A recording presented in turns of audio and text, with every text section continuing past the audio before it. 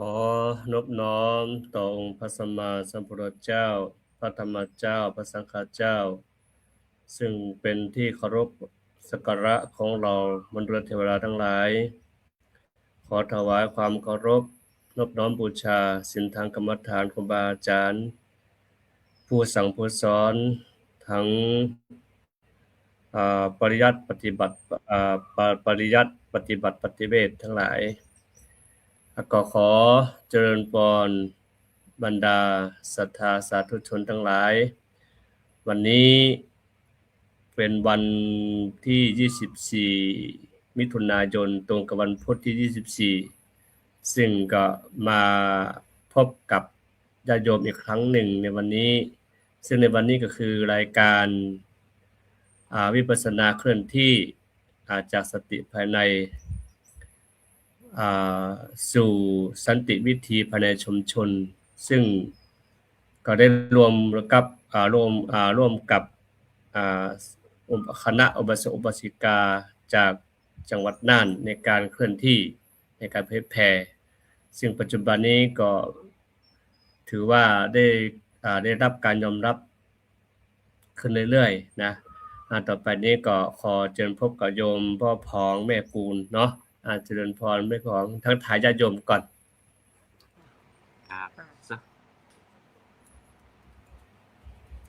เจริญพรต่อไปโยมที่เจริญพรทักทายก่อนเลย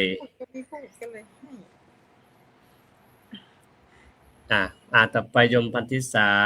ขอทักทายญาติโยมอาจารย์แล้วก็ท่านผู้ชมรายการทุกท่านเจ้าค่ะสาธุเจริญพรโยมแม่อำนวยโยมแม่อำพรแม่อำพรทักทายญาติโยมก่อนนมัสการเจ้าสวัสดีท่านผู้ชมทุกท่านเลยเจ้าสาธุเจริญพรวันนี้เราก็มาปะแห่งกรรมหนึ่งสบายตามที่เราได้ฝึกปฏิบัติมาทีนี้อาทิตย์ที่ผ่านมาแล้วก็อาทิตย์ต่อไปหรือวันนี้โยมพ่อของแม่กูลทำอย่างพ้องกลับนมัสการค่ะพระอาจารย์มีโปรแกรมอะไรเอ่ยค่ะในส่วนของเดือนนี้ค่ะกิจกรรมของเดือนมิถุนายนนี่ก็หมดละค่ะในโปรแกรมก็มีตะวาวันที่21ที่ผ่านมาได้ไปรวมกิจกรรมที่เชียงใหม่เจ้ารวมกิจกรรมของวัดป่าเทวาพิรมย์ที่ดอยสะเก็ดแล้วก็วัดจันทร์กุศโลหัวโกที่สันทรายเจ้าไปร่วมกิจกรรมที่ดอยสะเก็ดวัดป่าเทวาพิรมย์นี่แต่ไปร่วมบวชพระเจ้าซึ่งเป็นครั้งแรกของวัดป่าเทวาพิรมย์ที่ได้รับการจัดตั้งเป็นวัดแล้วก็มีการบวชพระเป็นครั้งแรกค่ะ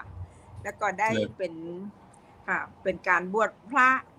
ซึ่งได้รับผ้าไตรพระราชทานซึ่งพระบาทสมเด็จพระเจ้าอยู่หัวในหลวงรัชกาลที่10โปรดเกล้าพระราชทานผ้าไตรมาให้ค่ะก็ได้ไปร่วมซึ่งเป็นครั้งแรกที่ไปร่วมพิธีบวชแบบมีตัวผู้แทนพระองค์มาเป็นประธานเจ้าแล้วก็วันที่21ไปร่วมวิปัสสนาเคลื่อนที่ของวัดป่าจันทร์กุศโลหัวโกค่ะซึ่งเป็นการปฏิบัติของวัดท่านเป็นครั้งที่3ทุกวันอาทิตย์เจ้าก็ศรัทธาญาติโยมก็มากันหลายคนเจ้า30กว่าคนค่ะเจริญพรสาธุโยมพ่อพองก็เป็นนั้นนาสลัทธีเนาะนาสลัทธีขับรถไปส่งอันนี้ก็จำเป็นนะเพราะว่าเวลาเดินทางไกลนี่เฮามีอุปสรรคนำทางเฮานี่ก็อุ่นใจไปครึ่งละเนื่องจากว่าเฮาเป็นอุบาสิกานี่ใจถึงแต่บางเตื้อก็ร่างกายไหวอันนี้ก็ได้นายสลัทธีผู้ประจำตำแหน่งทั้งทิศเหนือออกใต้ใกล้ไกลไปได้ไปอันนี้คือใจสู้ใจเอาคือว่าอุเรทัตวาสาสเนถ้าจำผิดนะถวายแล้วซึ่งอกต่อพุทธศาสนาอันนี้คือถ้า ถ้าเราเข้าถึงแก่นธรรมแล้วเนี่ยเราบ่หวั่นไหวต่อความเป็นความอยู่ของเขาแต่ว่าเราพร้อมที่จะลุยตลอดเนาะอันต่อไปโยมแม่อำพรปิเตพ่องวันนี้หรือว่าที่ผ่านมามีกิจกรรมหยังพ่อง กราบนมัสการเจ้า เมื่อวันที่21นี่โยมได้ไปร่วมงานผ้าป่านะคะที่วัดป่านันโพวัดป่าโพธิญาณนันทบุรี อยู่ดอยว้าวคุณเจ้า ไปร่วมบุญเพิ่นแล้วก็มีอาหารอะหยังไปนะคะจ่วยไปกับโยมอนงค่ะ อ๋อ ไปร่วม เจริญพร ผ้าป่า เจริญพร ครับเพิ่นสร้าง แต่ที่ เสาไฟ โดยเว้าไว้กับด้วยไหนเหรอ ดอยว้าว โดยวาวเนาะมันจะโดยเว้าเนาะ จ้ะ โดยเว้า เจ้า ไม่สาย ดอยว้าว โดยเว้า อันนี้อยู่ เออ อยู่ทางผาเจ้า อ๋อช่วงนี้เป็นไงเพราะอากาศดีก่อคุณตาบังผา ช่วงนี้อากาศดีเจ้าฝนตกกำลังหายุดไปเนี่ยค่ะคลายร้อนไปได้อยู่ค่ะ สาธุนะอันนี้ก็ต้องขออนุโมทนาโยมโยมแอมพรเนาะ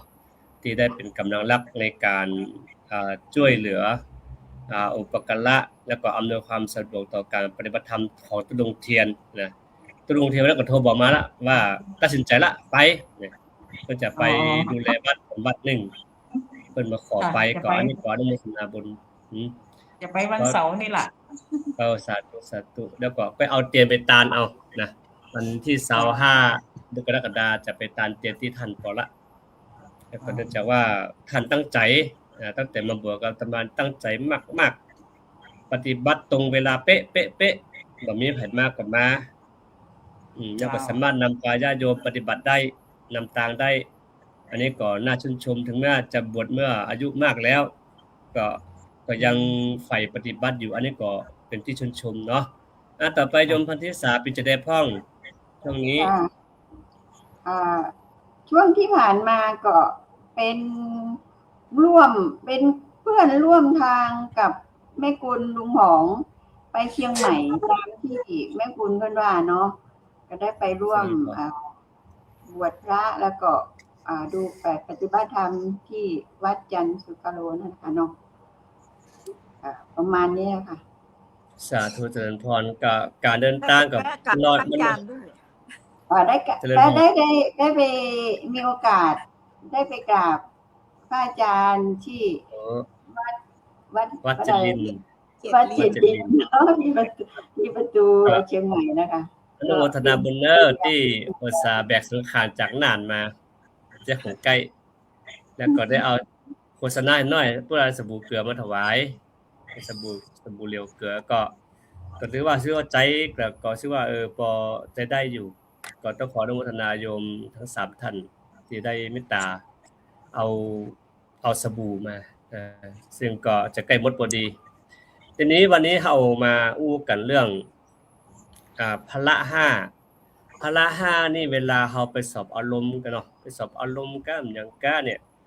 ครูบาอาจารย์ก็จะแนะนำเนาะแม้แต่ศรัทธาญาติโยมเราที่ฟังอยู่ก็สามารถนำไปปฏิบัติได้นะมันมีศรัทธามีอย่างพ้องมีศรัทธาพละอินทรีย์พละวิริยะพละอันเนี้ยเราก็ควรที่จะนำไปปฏิบัติลองไปทดสอบดูทีนี้เราก็เลยเอาเรื่องนี้มาอู้ว่าเราจะเสริมการปฏิบัติได้อย่างไรเพราะว่าพละเนี่ยตัวที่จะเสริมการปฏิบัติของเราคือก้าวหน้าขึ้นแต่ว่าถ้าเราอู้แต่ก็คือพละเนี่ยเหมือนกับว่าบ่ฮื้อเอียงไปด้านใดด้านหนึ่งเนาะโยมทั้งหลายเนาะหมายความว่าบ่ฮื้อมีศรัทธาเกินไปบ่มีความเพียรเกินไปบ่ฮื้อบ่มีอะไรไงยังทำมามี35อย่างน่ะดูเนาะศรัทธาเกินไปวิริยะเกินไปสติสมาธิปัญญาเจ้าแต่ทีนี้ที่ควรที่มีมากที่สุดก็คือสตินอกนั้นเนี่ยต้องสมดุลกันเนาะทีนี้เรามาอู้กันว่าตามความเข้าใจที่เราปฏิบัติเนี่ยเราปฏิบัติแนวสติปัฏฐานทั้ง4เนี่ยนอกจากที่เราต้องมีอาตาปีสติมาสัมปชานโนเนาะสัมปชานโนอันเนี้ยคือว่าความเพียรเป็นเครื่องเขาบาปแล้วเนี่ย มันองค์ธรรมเหล่านี้จะประกอบกันมาแล้วก็จะรวมกันช่วยหนุนกัน ทีนี้ขอเปลี่ยนแนวไปถามโยมมัทธิสาก่อนเลยเอามัทธิสาก่อนไปเนาะทีนี้เราถามว่าเอากับละข้อเนาะอันนี้อาตมาจะเกินหัวข้อก่อนนะว่า อธิบายก่อนภาระในทางศาสนาของเขาเนี่ยเขาแปลจากความก็คือกำลังใจ5ประการที่เป็นเครื่องค้ำจุนจิตใจให้เข้มแข็งในการปฏิบัติภารกิจและทำให้สำเร็จลุล่วงโดยกำจัดนิวรณ์5อย่างนิวรณ์5ก็คือรู้แล้วเนาะว่ามีความง่วงอาฆาตพยาบาทอุทธุจะกุกุจจะก็คือความสงลังเลสงสัยเหล่านี้นะแต่ว่าพละเนี่ยเป็นตัวกำจัดเนาะทีนี้ขอถามข้อที่1ก่อนว่าศรัทธาพละหมายความว่ากำลังของศรัทธาในขณะที่เรามีปฏิบัติเนี่ยโยมพันธิสาถ้าเรามีกำลังศรัทธาแล้วเนี่ยมันจะช่วยเราเกื้อกูลในการปฏิบัติได้อย่างไรพ่องเกื้อกูลในการปฏิบัติก็คือมีความเชื่อมั่นในสิ่งที่เราทำเนาะก็อย่างแรกคือศรัทธาในคำสอนของพระพุทธองค์เนาะเป็นว่าทำดีได้ดีอย่างการปฏิบัตินี่การปฏิบัติเพื่อให้พ้นทุกข์ทำจิตใจให้โปร่งใสอย่างนี้นะคะเรามีความเชื่อในคำสอนของพระองค์เราก็น้อมนำมาปฏิบัติเพื่อให้เราเนี่ยมีกำลังใจในการทำปฏิบัติธรรมเนี่ยให้เป็นผลดีขึ้นยิ่งขึ้นไปอะค่ะเจ้าค่ะมีความเพียรขึ้นมาว่าไอ้ความเชื่อของเราเนี่ยทำแล้วมันดีมันได้ผลเป็นไปแล้วคือศรัทธาจะนำความกำลังใจเราไปเกินชัยแล้วค่ะอาจารย์สาธุเจริญพรโยมแม่อำพรมีอะไรเสริมก็เสริมแม่พิสารหน่อยจ้านมัสการเจ้ายังคำว่าศรัทธาเนี่ยเนาะค่ะในเมื่อเขามีความเชื่อแล้วเขาจะเอาเข้าใจเนี่ยเขาไปใส่ในสิ่งนั้นอยู่ตลอดนะคะถ้าเขาเชื่อมั่นแล้วนะคะเขาจะสนใจ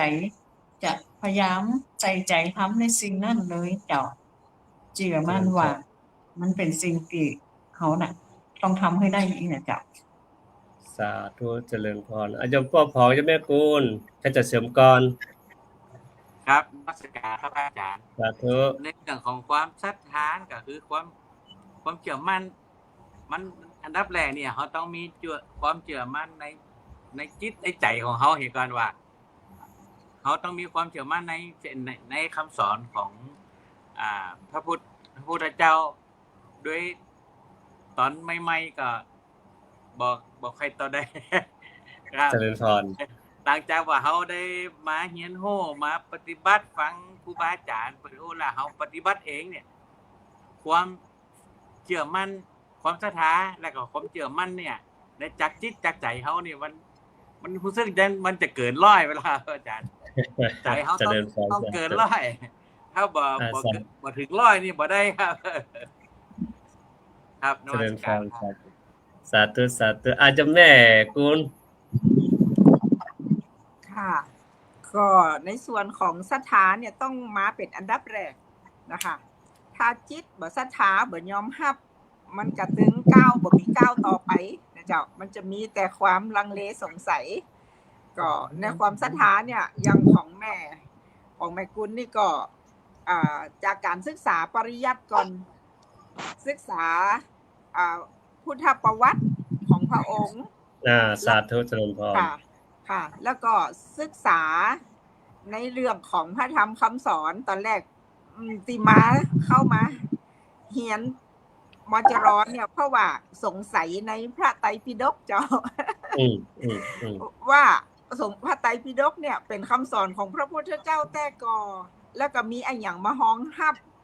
แล้วมันเอาไปใจได้แต่ก่อนะเจ้าหลังจากที่เข้ามาเฮียนเสร็จก็ได้ศึกษาว่าพระไตรปิฎกเนี่ยเกิดจากการสังคายนาจากพระอรหันต์ในพุทธกาลค่ะแล้วก็มีการสังคายนามาเรื่อยๆก็เลยเกิดความศรัทธาแล้วก็เลื่อมใสจากเดิมนักขึ้นนะคะพอได้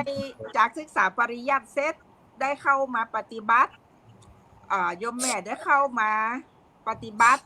แล้วก็ได้มาทวนยานหลายรอบผลจากการทวนยานเนี่ยเจ้าเนี่ยโยมแม่ตัดสินใจไข่บวชขนาดนั้นเจ้าสาธุก็ความศรัทธาเปี่ยมล้นก็เลยไข่บวชก็ไปบวชเลยเจ้าไปบวชเพื่อศึกษาพระสัทธรรมนะเจ้าเพื่อศึกษาพระสัทธรรมเพิ่มเติมจากการไปบวชครั้งที่1แล้วยังปอเจ้ามีครั้งที่2ไปศึกษาถึงอินเดียนะคะแล้วหลังจากท่านก็น้อมใจค่ะน้อมใจศรัทธาแบบค่ะศรัทธาแบบเต็มเปี่ยมนะเจ้าแต่ไม่ได้งมงายเพราะศรัทธาเกิดจากการได้ศึกษาปริยัตินำสู่ปฏิบัติแล้วก็เกิดจากปฏิเวทแล้วก็เลยศรัทธาเต็มเปี่ยมค่ะแล้วก็มอบกายถวายชีวิตเพื่อพระศาสนาค่ะอนุโมทนาบุญเนอะสาธุสาธุอันนี้คือเกิดจาก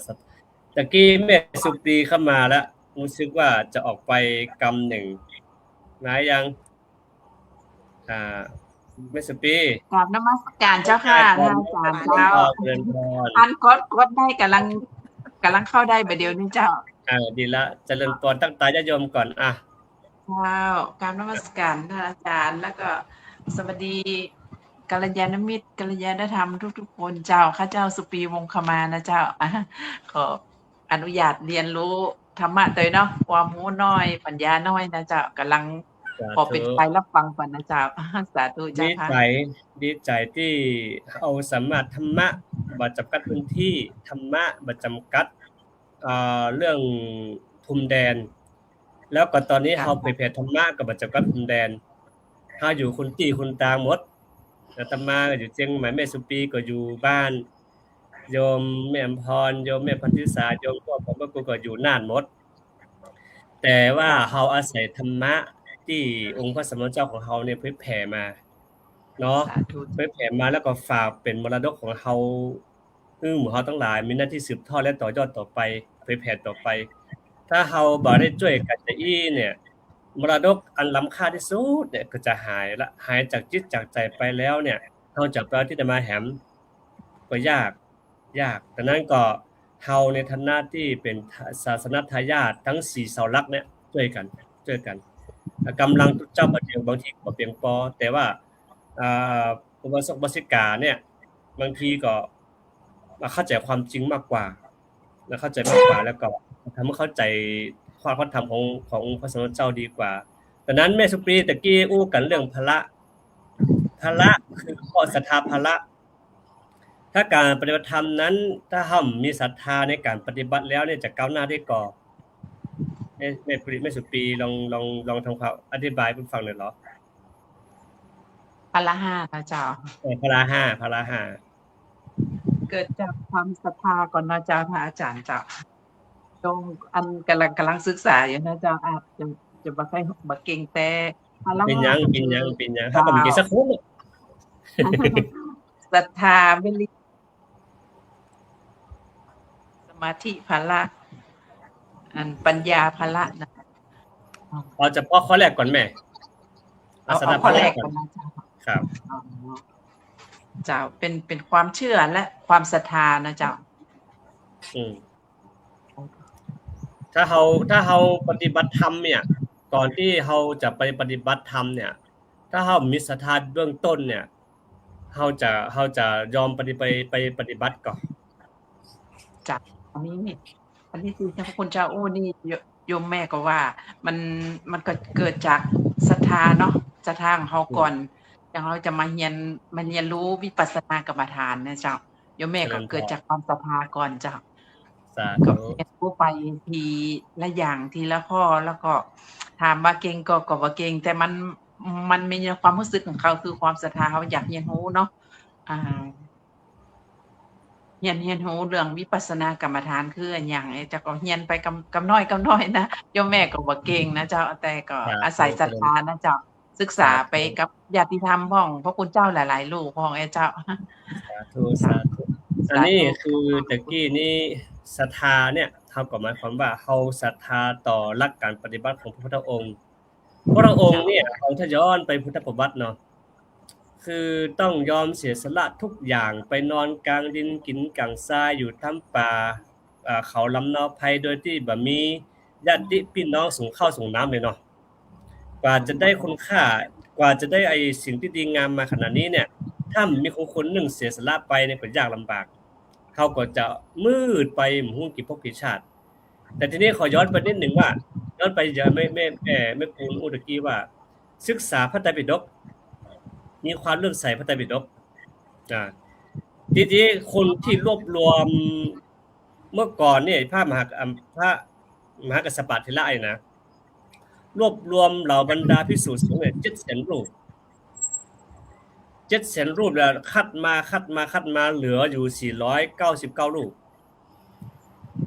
ขาดใคร1 รูปก็คือขาดพระอานนท์เพราะพระอานนท์ยังบ่ได้บรรลุเป็นพระอรหัตผลนะ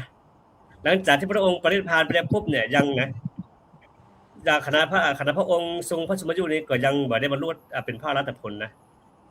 จนกระทั่งหลังจากที่พระองค์ปรินิพพานไปถ้าจำไม่ผิดนี่ก็7 วันหรือเปล่า7 วันเนี่ย7 วันแล้วก็ทีนี้มีพระรูปหนึ่งเนี่ยไปโจทย์ขานพระธรรมวินัยว่าตอนนี้พระองค์ของเราเนี่ยปรินิพพานไปแล้วเฮาเนี่ยจะบ่มีไผมากำกับว่าต้องทำนั้นทำนี้อิสระศิริละพระมหากษัตริย์กับความห่วงใยก็เลยต้องมาสังฆถ้าบ่อั้นนะเนี่ยถ้าบ่อั้นนะเฮาจะบ่เหลือหลักคำสอนละก็เลยรวบรวมพระมหาเถระตั้งแต่สกทาคามีอนาคามีโสดาปัตติมรรคโสดาปัตติผลมาอันนั้นคัดออกเอาเฉพาะรูปที่เป็นพระบรรลุพระอรหัตผลเท่านั้น499 รูปที่500คือพระอานนท์นะคัดมาขนาดนั้นนะครับแล้วก็แต่งตั้งพระอานนท์เป็นที่รจนาเรื่องพระสูตรเพราะว่าพระอานนท์นี่เป็นผู้ที่เป็นพระอุปถากแกชิดพระองค์ตลอดก็เลยรู้ความเคลื่อนไหวนั่นคือพอเราย้อนไปถึงนี่แหละคือว่าหลักธรรมคำสอนถ้าไม่มีพระเถระเหล่านี้พระอริยสงฆ์เหล่านี้ช่วยรวมในรถเอาไว้เนี่ยเฮาก็คงจะไม่ได้ศึกษาเนาะอันนี้คือที่มาที่ไปของพระไตรปิฎกนะเพราะว่าพระอุปาลีพระกษัตริย์เถระพระอานนท์เนี่ยช่วยกันพอพระอานนท์นี้บรรลุธรรมปุ๊บเนี่ยดำดินมาเลยนะดำดินปุ๊บมาโผล่อสงฆ์หน้า500 รูปเลยนะนั่นจึงจะเริ่มสังฆทานกันใช้เวลาสังฆทาน7 เดือนใช้สังฆทาน7 เดือนเนาะถึงสังฆเสร็จทีนี้เฮาอู้ไปละเรื่องข้อที่1ศรัทธาพระคือมีความศรัทธาต่อพระรัตนตรัยโดยเฉพาะหลักการปฏิบัติศรัทธาว่าเราปฏิบัติแล้วเราจะพ้นจากทุกข์แล้วก็สามารถกำจัดความทุกข์ได้แล้วก็จะสามารถกำจัดราคะโทสะภายในได้ลดน้อยถอยลงไปอันนี้คือที่เรามีศรัทธาเพราะว่าทุกวันนี้เราทุกข์เนาะทุกข์สิเหลือเกินใช่ไหมถ้าคนปฏิบัตินะทุกข์มาหน่อยเดียวก็โอ๊ยทำไมมีแต่แม่ทุกข์ป่วยหน่อยเดียวก็บ่นละโอ๊ยทำไมฉันทุกข์มีแต่แม่ที่ปวดเจ็บปวดนั่นบ่นอยู่นั่นแหละแต่ถ้าท่านได้ศึกษาปฏิบัติธรรมแล้วก็เฮาก็จะบ่นละก็คือมันเป็นเรื่องธรรมดาเนาะพระพุทธเจ้าบอกว่าสังขารนี้เป็นรังแห่งโรคเนาะเป็นรังของโรคเป็นที่อยู่ของโรคมันมีหยังเลยมันบ่ใช่ของเฮามันจะป่วยก็ป่วยมันจะเจ็บก็เจ็บมันจะหายก็หายมันจะมาก็มาครับมันก็ไม่ได้บอกเฮาว่าจะมาเมื่อใดเพราะมันเป็นตัวตนของเฮาอยู่แล้วถ้าเข้าใจอย่างนี้ก็เฮาก็มันจะพิจารณาเองเนาะอันนี้คือหลักธรรมที่เขาได้ศึกษาเนาะทีนี้ข้อ2ก็คือวิริยะพละวิริยะก็เหมือนกัน ถ้าขี้ข้านแล้วนี่มันเป็นอู้ยากนะอันยังก็จังเตอะเนาะอันยังก็จังเตอะบอกว่าการทำงานบอกว่าปฏิบัติธรรมก็ดีบอกว่าเรียนหนังสือก็ดีถ้าบ่มีกำลังของวิริยะแล้วนี่มันจะเป็นไปได้ก่อนอันนี้ขอถามแม่สุปีก่อนเลยเนาะถ้าเฮาปฏิบัติเนี่ยเฮาบ่มีวิริยะคือความเพียรเนี่ยอาการปฏิบัติของเฮาจะก้าวหน้าไปขนาดไหนอย่างไรเจริญพรโยมแม่สุปีเลย ถ้ามีวิริยะคือความเพียรนี่มันก็ไปยากเนาะท่านอาจารย์เจ้ามันต้องศรัทธาแล้วก็ความมุ่งมั่นวิริยะเขาต้องมีในตัวของเราให้มันพร้อมมันเนาะเจ้าถึงจะก้าวต่อไปได้เจ้า เจริญพรโยมแม่สุปีเนาะ อืม เกิดสุดท้ายก็ต้อง ความมุ่งมั่นไว้อยู่ครับ เป็นหยังก็เป็นก็ไปแม่ก็เป็นก็ไป เจ้า นะเมื่อก่อนเฮาจัดรายการครั้งแรก3-4ท่านนี่ก็เหมือนกันนะ โยมแม่ก็ต้องเรียนก่อนอาจารย์ทั้งนักแล้วก็เรียนกับญาติธรรมทั้งนัก ก็บอกคล่องบอกเขี้ยวเหมือนกันทั้งๆที่ทุกคนมีประสบการณ์หมดอะแต่ก็ด้วยความเกรง เก่งเหมือนแม่ที่คนโอ้นะเจ้าเพราะว่าต้องเรียนอย่างมากอยู่เจ้าถ้าเป็นเรียนตอนนี้กำลังอยู่ประถมอยู่เจ้า เจริญพ เหมือน ร กันเจ้า เดี๋ยวเราจะได้เชื่อมโยงกันว่าวันหน้าครับป๋าโยมแม่เขามาไม่เจียงใหม่ก็เป็นนอนบ้านแม่ก็ได้ โอ้สาธุ เดี๋ยวแม่ไปนั่งก็เป็นนอนบ้านแม่เขาก็ได้ มาเอียงนี่ได้อยู่นอนนี่โยมแม่ถ้าบัลลังก์เกียรตินะเจ้าโยมแม่ยินดี สาธุเจริญพรสาธุต่อไปเฮาล่ะโยมแม่อำพรคือถ้าเราปฏิบัติแล้วรู้สึกท้อถอยรู้สึกว่าเอาไหนอย่างใดเนี่ยเฮาควรจะเอาตัวใดมาเพิ่มวิริยะได้ไหม เอาวิริยะนี่แหละค่ะเขาจะต้องใจวิริยะของเขาเนี่ยทำถ้าเขาบ่มีวิริยะนี่ถ้าจะไปบ่ไหวแล้วเนาะก็ยกเลิกไปได้เนาะฮะดังนั้นต้องใจวิริยะนะคะความเพียรพยายามทำสม่ำเสมอ มันถึงจะก้าวหน้าต่อไปเจ้าวิริยะนี่นะ คือวิริยะเนี่ยถ้าเฮามันเป็นตัวทดสอบเฮาเหมือนกัน มันทดสอบว่าเฮาจะก้าวข้ามได้ก่อโดยเฉพาะบางเตือนนะบางเตือนมันหลอกเฮามันก็นั่งไปเตะบ่ละออกเหี้ย จิตมันธรรมดาน่ะเนาะจิตมันตึงหลอกเขาหรอกบางทีเฮาตั้งนาฬิกาไว้5นาทียังเหมือนเตะเหมือนว่าวิ่งไปอยู่เวลาพุ่นน่ะบางทีตั้งชั่วโมงนึงให้มาแกล้งเฮาวะคิดปรุงไปเลยมันเพราะฉะนั้นการจะสู้เอาวิริยะความเพียรคือสู้กับจิตของเฮานี่นะมันก็ต้องต้องมีครูบาอาจารย์ควบคุมตัวสภาพแวดล้อมมีส่วนเนาะเพราะบางเทื่อนี้หันเปิ้นปฏิบัติเฮาก็อยากปฏิบัติหันเปิ้นเดินเฮาก็อยากเดินหันเปิ้นภาวนาเฮาก็อยากภาวนาหันเปิ้นไปวัดเฮาก็อยากไปวัดนะอันนี้คือมันเป็นตัวกระตุ้นเพราะฉะนั้นวิริยะคือถ้าเมื่อเฮาเนี่ยปราศจากความขี้เกียจแล้วถ้าเมื่อเฮาเนี่ยไปถึงเป้าหมายได้ข้ามได้เนาะข้ามไปที่โยมแม่ของก็ว่าของแม่กูลเลยว่าการปฏิบัติธรรมของเฮาเนี่ยถ้าเฮาบ่มีความเพียรกะบ่มีแต่ขี้เกียจกะเนี่ยการกำหนดจะเป็นผลครับ ในการปฏิบัติธรรมนะเจ้านอกจากจะมีความศรัทธาแล้ว จะต้องมีความมุ่งมั่นตั้งใจเจ้าเพราะว่าการปฏิบัติธรรมไม่ใช่ของง่ายๆในการที่จะทวนกระแสจิตของตัวเก่าที่เคยอยู่แบบสุขสบายนะเจ้าอยากให้กินก็กินอยากให้นอนก็นอนอยากให้ไปไหนก็ไปแล้วพอการปฏิบัติเนี่ยมันเป็นเรื่องที่จะต้องมาสวนมาทวนกระแสจิตของตัวเก่าขนาดนักค่ะถ้าบ่มีความมุ่งมั่นตั้งใจบ่มีวิริยะตรงนี้เนี่ยก็จะได้ปฏิบัตินะเจ้าแต่มรรคผลก็จะบ่เกิดนะคะก็จะได้ปฏิบัติได้ชั่วโมงว่าได้นั่งแล้วได้ปฏิบัติแล้วนะคะเสร็จแล้วก็ มันก็จะยากคือจิตเฮาเนี่ยมันบ่พัฒนานะเจ้ามันจะพัฒนาได้ยาก ถ้าขนาดแม่กุลยังเคยเข้าคอร์ส35 วันมาแล้ว พอกลับมาอยู่บ้านมาปะใส่ความสุขสบายนะเจ้าความวิริยะก็ย่อนลงได้เลยนะคะแล้วเวลาอยู่วัดเนี่ยเอามีเปื่อนมีหมู่คณะก็ตั้งอกตั้งใจทำอยู่พอกลับมาบ้านพักกันเถอะอย่างเงี้ยค่ะ แล้วก็มานึกถึงองค์พระสัมมาสัมพุทธเจ้าแล้วก็ครูบาอาจารย์ที่เปิ่นบรรลุธรรมกันได้นะเจ้าบ่ใจว่าใจได้ง่ายๆเหมือนพระพุทธเจ้าท่านจะต้องผ่านมาตั้ง4อสงไขยแสนมหากัปหลายแสนมหากัปนะเจ้าถึงจะได้บรรลุตรงนี้ได้นะคะเพราะฉะนั้นเรื่องความเพียรเนี่ยเป็นเรื่องที่ค่อนข้างจะยากอยู่นะเจ้ากับการปฏิบัติแต่ถ้าใครทำได้เนี่ยจะเป็นตัวตีเนี่ยคือเกิดผลได้ดีมากเจ้าค่ะก็คงจะเพิ่มเติมต่ออีกค่ะเจริญพรพวกกูลล่ะพวกผองล่ะจะสลับกันตลอดราชการครับอาจารย์อย่างที่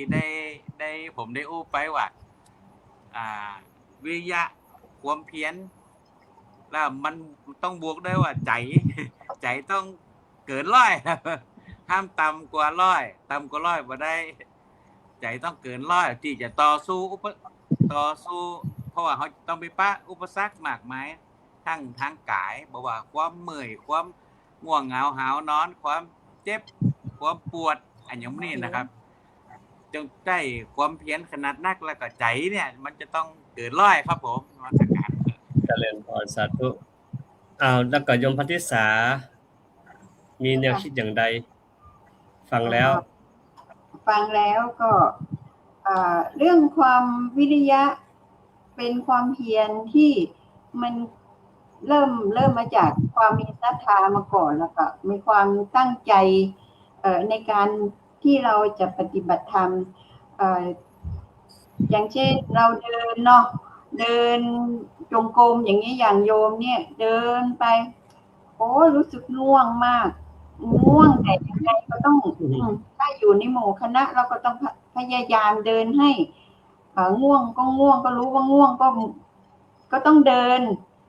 ให้มันครบเวลานี่คือความเพียรที่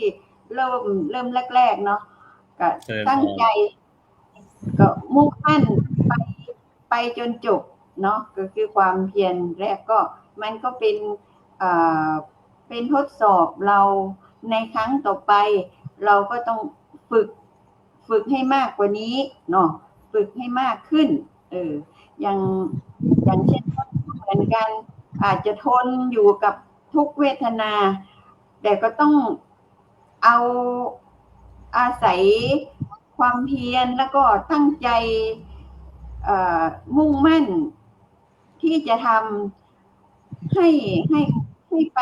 จบในชั่วโมงหรือตามที่เรากำหนดถ้าทำที่บ้านเราก็กำหนดเองว่าเท่านี้ก็มันก็อยู่กับการสู้เหมือนที่ลุงผองที่ว่าต้องเอาใจสู้นะเราเท่านั้นแหละที่จะชนะตัวเองเนาะเจ้าค่ะก็สาธุทีนี้เฮาอู้กันไปละเฮาก็ต้องฮู้ว่าศรัทธาพละคืออันหยังวิริยะพละคืออันหยังแต่ทีนี้มันบอกว่าเวลาปฏิบัติธรรมเนี่ยขอไปถามที่แม่สุปรีนะว่าถ้าเฮามีศรัทธามากเกินไปเนี่ยศรัทธาพละมากเกินไปเนี่ยเฮาควรที่จะมีอันหยังมาดูทวงสมบูรณ์มันพ้องแม่สุปรีได้ยินก่อนโยมแม่ขอทวนคำถามใหม่ค่ะคือหมายความว่าคือครูบาอาจารย์บอกเขาว่าศรัทธามากเกินไปนะวิริยะมากเกินไปนะสมาธิมากเกินไปนะปัญญามากเกินไปนะอันใดที่มันเกินไปเนี่ยเขาควรจะเอาอย่างมาทวงสมดุลมันถ้ามีศรัทธาเกินไปไหมศรัทธานักเกินเนี่ยกระเจ้าโยมแม่นี่เป็นห้องว่ากำหนดมันพยายามอยู่ใน เอ่อสายกลางนะเจ้ามาชิมภาพปฏิบัติเนาะเจ้าเดินสายกลางอาจจะบ่เข่งเกินไปนะเจ้าแล้วก็บ่อ่อนเกินไป แต่ก็ใช้ความเพียรเข้ามาในการปฏิบัติเจ้า สาธุเจริญพร เจ้ามา ก็สาธุแล้วทีนี้โยมแม่อำพรจะมีอย่างเสริมก็อยากจะถามแม่อำพรเลยนะว่า คือในกรณีเรามีความเพี้ยนมากเกินไปอ่ะบางทีคือมันมีตัวหนึ่งนะมีตัวหนึ่งที่มันปฏิบัติจนบ่จะบ่ยุดเหมือนกันนะเพราะว่าคนเราเวลาไปปฏิบัติแล้วปุ๊บมันไปเจอสภาวะธรรมตัวหนึ่งที่มันเร่งอ่ะนะมันเร่งปุ๊บจะบ่ยุดเลยนะข้าวจะมันกินนะอันตัวเนี้ยเราจะมีอย่างมาเบรกลงให้พ่องแม่อำพร โยมว่าเฮาใจสติพิจารณาเพราะว่า มันสมควรกับบ่สมควรอีกก็จะว่ามันพอดีนะค่ะเอาสติของเฮาเนี่ยไปพิจารณาดูว่าอันนี้มันเกินไปก่อนอีนะคะใจปัญญาของเฮาสติปัญญาของเฮาเนี่ยพิจารณาพอว่ามันเหมาะสมก็ถ้ามันบ่เหมาะสมเฮาก็ปรับเปลี่ยนติดตัวเฮาเองเจ้า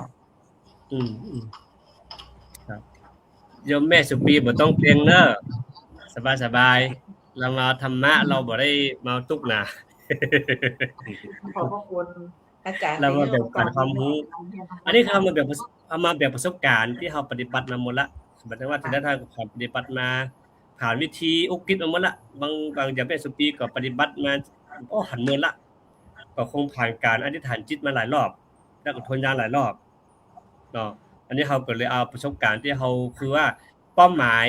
วัตถุประสงค์ที่เราทำมานี่คือว่าเราต้องการให้ญาติโยมที่เพื่อสนใจแต่ว่ามีโอกาสบางคนก็ไปปฏิบัติธรรมมันยากเกินไปฮู้จะทำอย่างได้ดีเดี๋ยวเราก็เอาวิธีของเราที่โยมพ่อโยมแม่ทั้งหลายทำอยู่เนี่ยมาเกื้อกูลกันมาได้บ่ให้ทุกคนกลัวในการปฏิบัติธรรมในการเข้าศึกษาธรรมของพระสงฆ์เจ้าของเรานั่นเองนั่นก็คือว่าที่ถามไปคือถ้าเรามีศรัทธาเกินไปเนี่ยบางทีมันก็ทำจนบ่ฮู้ว่าจะบ่มีมันเกินขอบเขตไปเนาะศรัทธามากไปบางทีเฮาก็มันบ่ไผมาตักมาเตือนก็บ่ได้ละค่าศรัทธาแล้วพระเจ้าบอกว่าให้มีปัญญามากำกับนะศรัทธาเนี่ยต้องมีควบคู่กับปัญญาบ่มีเลยปัญญานักเกินไปก็อย่างว่ามันก็ได้แถมเนี่ยมันจะเพราะฉะนั้นสิ่งเหล่านี้กันบอกว่าการปฏิบัติธรรมกว่านี้ปุ๊บเนี่ยวิริยะมากเกินอันอย่างมากเกินเนี่ยเขาก็ต้องมีการคล้ายๆอย่างตัวจั่งเนาะตัวละกิโลเนี่ยมันจั่งคือเครื่องกลางไว้อันนี้คือเป็นลักเสริมที่ว่าบางคือเขาอะไรยังไงดิ่งไปด้านใดด้านหนึ่งเนาะดังนั้นก็อันนี้คือหลักปฏิบัติที่เราได้รับอบรมจากครูบาอาจารย์มานะดังนั้นโยมพันธิสาถ้าเราเกิดมีปัญญาอันอย่างเกินไปแล้วก็รู้สึกว่าจะเกิดอุปสรรคอย่างพ้องถ้ามีปัญญามากเกินไปนะปัญญามากเกินไปก็คือความรอบรู้เกินก็จะเป็นวิกฤตจิตตาก็คือสงสัยอาจารย์สงสัยโน่นสงสัยนี่มันได้เหรออย่างนั้นเหรอจริงเหรอก็จะมีคำถามขึ้นมาเราจะสงสัยในใจทำให้เราอาจจะปฏิบัติธรรมไม่ถึงจุดหมายนะคะมันคล้ายๆว่ามันเป็นอุปสรรคอีกตัวเนาะมันเป็นอุปสรรคต่อการปฏิบัติก็คือที่จริงแล้วถามว่ามีปัญญามีก่อปัญญาดีกว่าดีแต่ถ้าพูดตามภาษาชาวโลกคือมีปัญญานักยิ่งดีปัญญาคือรอบรู้ทุกสิ่งทุกอย่างแต่ในทางพุทธศาสนาของนั้นคือปัญญาวิมุตติคือการรับรู้แล้วก็คือพ้นจากโลกนี้ได้พ้นจากความทุกข์ได้พ้นจากความแก่ความชราภาพได้และก็เข้าใจความจริงในชีวิตตัวเองได้เพราะฉะนั้นคือเรามีปัญญาต้องมีปัญญาวิมุตติให้หลุดพ้นจากพันธะต่างๆพ พันธะที่มันเกาะเกี่ยวใจเราอย่างเช่นกิเลสก็ดีอย่างก็ดีที่มาชักจูงใจเฮาอยู่อ่ะเพราะฉะนั้นเรามีปัญญาแต่ปัญญาตามโลกเขาคือจะทำอย่างใดคือทำมาหากินได้มีการงานอะไรต่างๆนานาแต่ปัญญาทางธรรมคือมันหลุดจากอะไรพันธการที่มันกินใจของเราไปเนาะนี่ก็คือขอเสริมโยมพันธิสาทีนี้โยมว่าของโยมแม่กูลในกรณีเราเจออุปสรรคแบบนี้มันหมายถึงว่ามีความลังเลสงสัยนี่ก็บ่ใจนั่นก็บ่เอากลัวผิดกลัวถูกทีนี้เราจะควรจะใช้วิธีไหนมาแก้ไขมากำหนด ครับนมัสการครับพระอาจารย์ เจริญพรเจริญพร ตัวที่จะเข้ามาเกี่ยวข้องโดยที่จะให้มันเป็นกลางแล้วก็ทำให้คลายความสงสัยต่างๆแล้วนั่นคือต้องใจสตินี่มันจะเป็นตัวที่ควบคุมบ่ให้มันนักไปด้านใดด้านหนึ่งแล้วก็มันจะทำให้เป็นการตรวจสอบในการว่ามันนักไปด้านใดแล้วก็มันควรจะเติมไปด้านใดนะครับตัวสตินี่จะเป็นตัวคอยช่วยเติมบ่ให้มันเอียงไปด้านใดด้านหนึ่งครับนมัสการครับเจริญพรยังไม่กูลล่ะเจ้าในส่วนของโยมแม่ ถ้าอู้ถึงว่าถ้าปัญญามันนักเกินนะเจ้าปัญญาถ้าเป็นปัญญาทางธรรมก็ยิ่งดีเจ้าแต่ถ้าเป็นปัญญาที่มันทางโลกนะคะก็จะยากให้ว่าหลงตัวเก่านะเจ้าจะหลงตัวเก่าว่าตัวเก่าเก่งตัวเก่าฉลาดกว่าเขาตัวเก่าเน็ตกว่าคนอื่นนะเจ้าพอมันเกิดความหลงเกิดขึ้นเนี่ยตรงนี้การปฏิบัติธรรมมันก็จะบอกถึงเป้าหมายนะคะถ้ามีปัญญาเนี่ยมันต้องได้เป็นปัญญาที่จากการปฏิบัติแล้วก็เข้าถึงในธรรมะของพระพุทธองค์เข้าใจในความจริงของชีวิตให้ได้นะเจ้าถ้าบ่อันก็จะเป็นกลายเป็นปัญญาทั้งโลกแล้วก็พอหลงเสร็จก็ความตุกข์ก็จะโตยมาแล้วเหตุแห่งตุกข์ก็จะตามมานะเจ้าก็จะยากให้เป็นปัญหาเป็นอุปสรรคในการทำงานในการปฏิบัติเจ้าค่ะสาธุเจริญพรอันนี้ก็คือสติเนาะสติพอเขาอู้มาถึงว่าศรัทธาภละวิริยะภละแต่เขาข้ามไปปัญญาภละเลยปัญญาของพลังของปัญญาเขาที่จริงแล้วศรัทธาเบื้องต้นน่ะดีไหมก็ดีอยู่เนาะวิริยะภละดีไหมก็ดีอยู่แล้วก็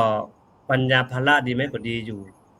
แต่สุดท้ายแล้วความที่จะมีกำลังและก็สามารถที่จะทำให้สิ่งเหล่านี้สมบูรณ์ได้ก็คือสติภละสติภละนี่ยิ่งมีกำลังเท่าใดยิ่งดีเท่านั้นเพราะว่าสตินี่มันบ่แยกดีแยกชั่วแต่ว่าสติเนี่ยมันจะเรียนรู้ดีรู้ชั่วรู้ถึงอะไรเกินไม่เกินเนาะอะไรที่เกินบ่เกินศรัทธาเกินไปครับก็นะถ้ามีสติรู้ว่ามันเริ่มจะหลงแล้วเพราะว่ามีศรัทธาเกินไปอย่างที่อาตมาพูดเมื่อกี้ว่ามันตึงใครเตอก็ต้องฟังอ่ะมันต้องยันเนอแม่อย่างที่เพิ่นนั้นอย่างที่คอเซ็นเตอร์มานี่กะแล้วก็อันนี้ศรัทธากับอย่างก้าวกับฮู้ว่าจะลงก็บ่ลงบ่ฮู้เนาะเพิ่นมีศรัทธาเกินไปต่อนี่กลัวเกินไปนะครับพยาคติเนี่ยกลัวเพราะเนี่ยครับกลัวเพราะพยาภัยมาคุกคามเฮาแล้วก็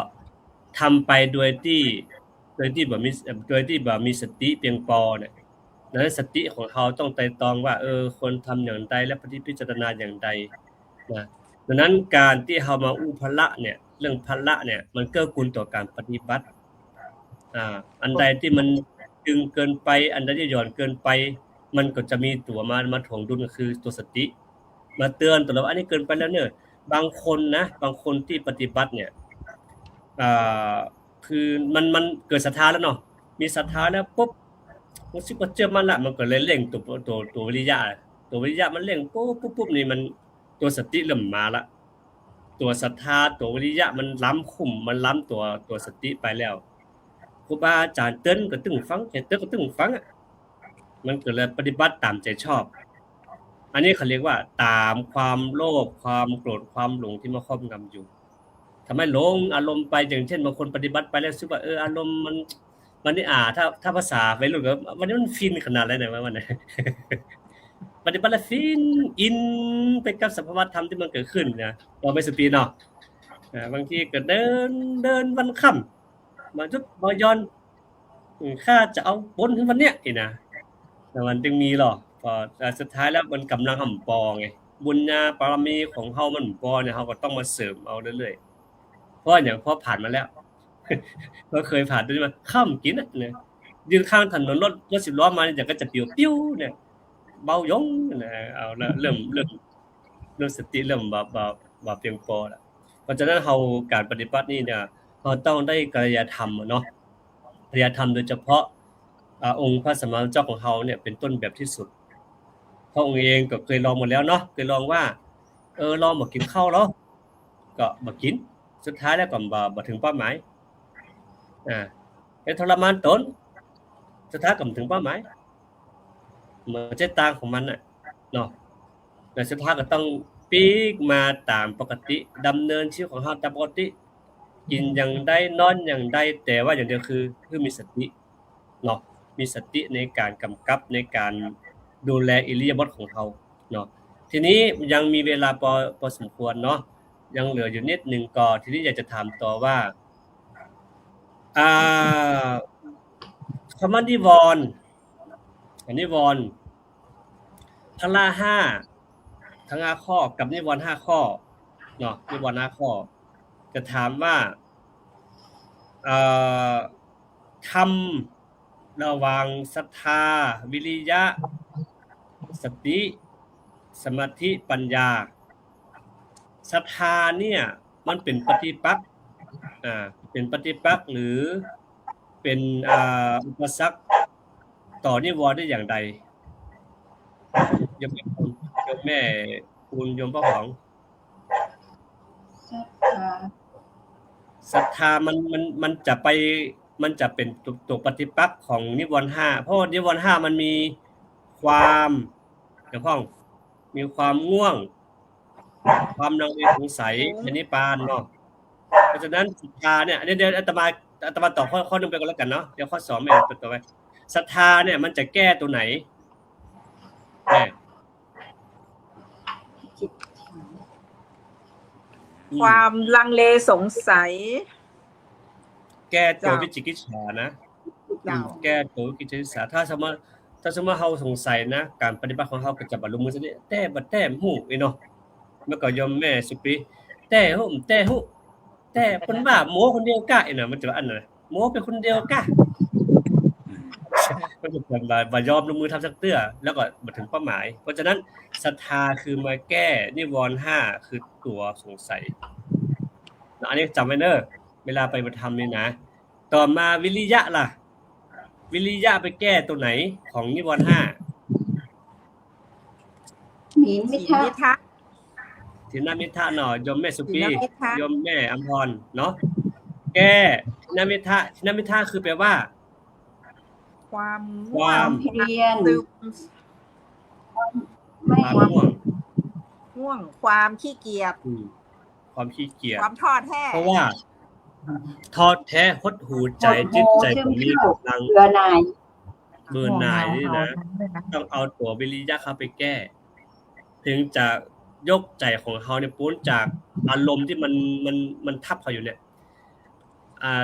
บอกตามความเป็นจริงว่าแม้แต่อาตมาเองนะเดินบางทีมันง่วงนะหัวทิ่มเลยอ่ะใครเดินข้างหน้านี่ไม่ไหวแล้วต้องหัวทิ่มเลยแต่ว่าเฮามีความเพียรคือเฮาแบบการมันดีกว่าเฮาปฏิบัติเลยดีกว่าเฮาบรรลุธรรมเลยได้มากได้น้อยก็ขอทำไว้ก่อนอันนี้คือหลักปฏิบัติของอาตมานะได้5 นาที10 นาทีขอปฏิบัติก่อนเพราะว่าเฮาจะขาดกำไรน่ะบ่อยากขาดกำไรในชีวิตประจำวันหรอกอันนี้หลักของอาตมานะเพราะฉะนั้นต้องเตือนสติเตือนว่าเฮาต้องทำประจำได้มากได้น้อยก็แล้วแต่ดีกว่าได้ทำเลยทำให้ใจของเฮาเนี่ยฟูตลอดเนาะทีนี้ต่อไปนะลองดูนะ วิริยะแก้มมิทะคือความง่วงความพยาบาทเนาะแล้วต่อไปสตินะสตินี่คือตัวแก้เกือบจะทุกอย่างนะแต่ละลักคือแก้อันหยังโยมแม่สุปรีได้ก่อน สติ สติแก้ตัวอะไรเอ่ย พยาบาท เขามีความแม่นสมมุติว่าอันนี้อาจารย์จะถามกลับนะว่า สมมุติว่าเรามีความอาฆาตพยาบาทมากร้ายจังคนนั่นฮักคนนี้เฮาเอาอะไรมาแก้ เมตตา ติเจ้า เมตตาก็ถูก แต่ตัวสตินี่จะแก้อย่างใด คือเวลามีความคิดเกิดขึ้น มีความรู้สึกบ่ดีต่อบุคคลใดบุคคลหนึ่งเฮาเอาสติของเฮาไปจดจ่ออยู่กับสิ่งที่มันเกิดขึ้น มันก็จะ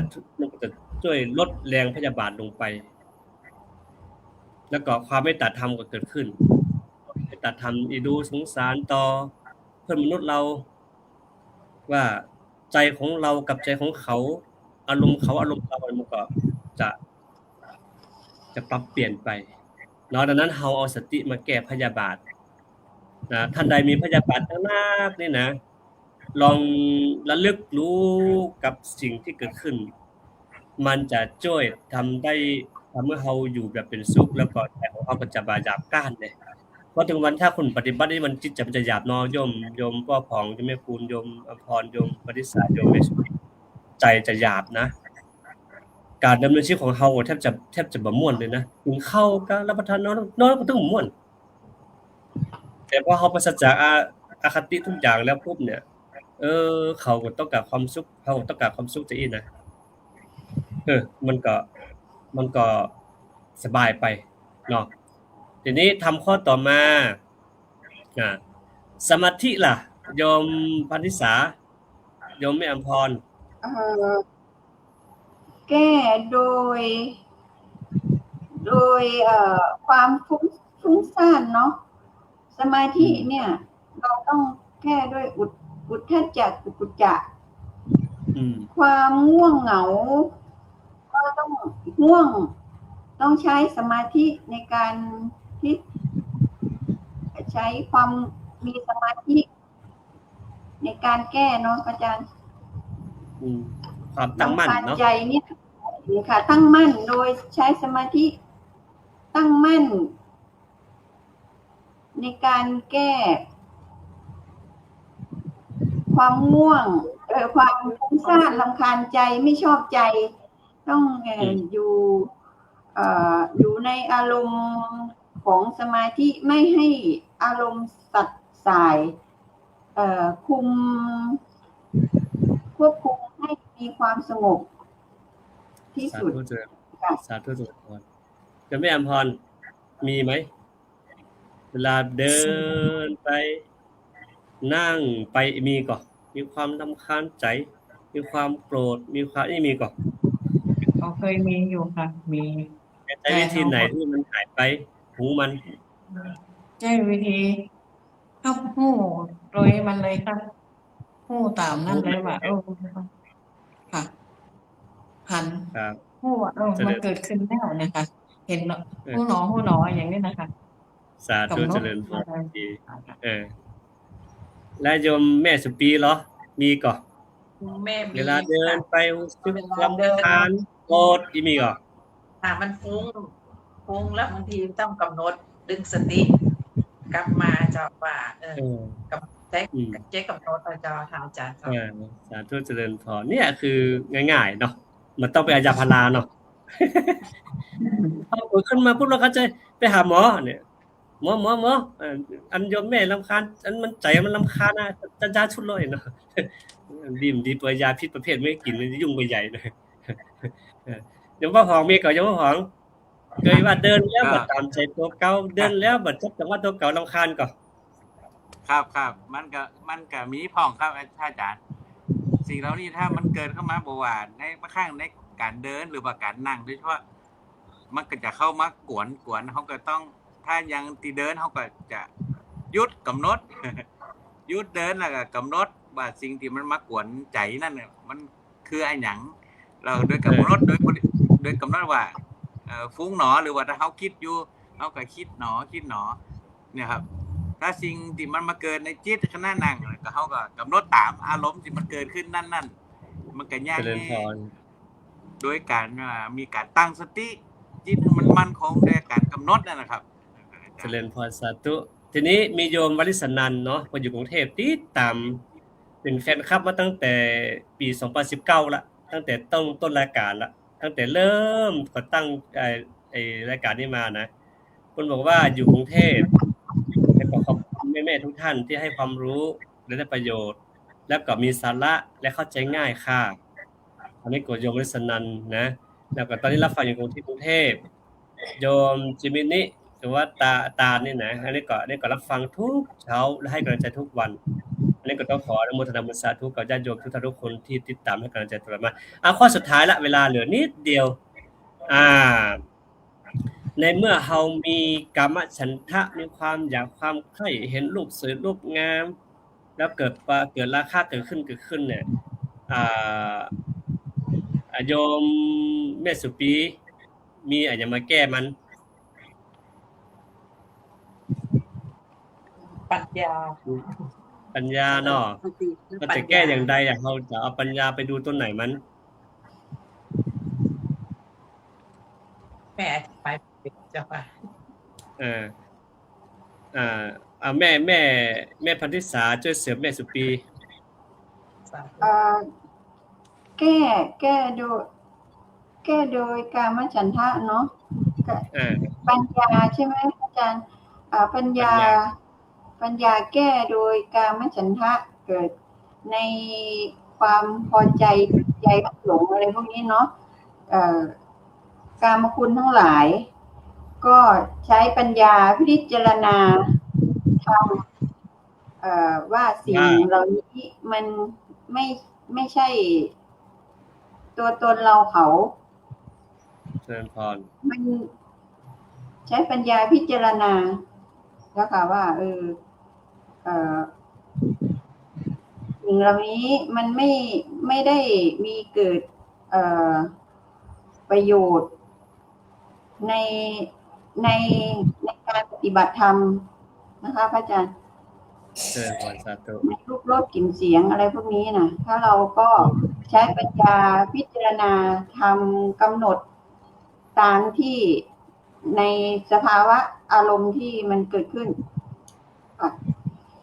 สาธุเจริญพรเวลาหมดเวลาแล้วนะครับขอคงจะว่ายกยอดไปโอกาสหน้าเวลาน้อยเดียวชั่วโมงหนึ่งคู่กันคนหมดกี่ครั้งหมดเวลาละญาติโยมกำลังฟังเพลิดเพลินอยู่นะที่หมู่เฮาทั้งหลายได้มาแบ่งปันประสบการณ์ในการปฏิบัติธรรมเพราะว่าเป็นการชักนำและก็เป็นแนวทางให้ญาติโยมทั้งหลายที่สนใจใฝ่รู้ใฝ่ปฏิบัตินี่เข้ามาเดินทางเดินดูปฏิบัติดูพิสูจน์ดูดังนั้นในค่ำคืนนี้ก็ต้องขออนุโมทนาบุญครอบครัวพ่อผองแม่ปูนโยมภัสสาโยมแม่อำพรโยมแม่สุปีที่ได้เข้ามาแบ่งปันความรู้วันนี้ก็พุทธหน้าเขาก็จะพูดหยังแล้วก็จะมาเดี๋ยวจะมาจะเข้าไปในกลุ่มแล้วก็ให้ทุกคนคิดเจอกันคือเขาพยายามเผยแผ่ธรรมะที่ง่ายที่สุดเพื่อจะบ้านเข้าใจง่ายที่สุดเขาบ่ต้องมีหลักเกณฑ์อย่างมากมาย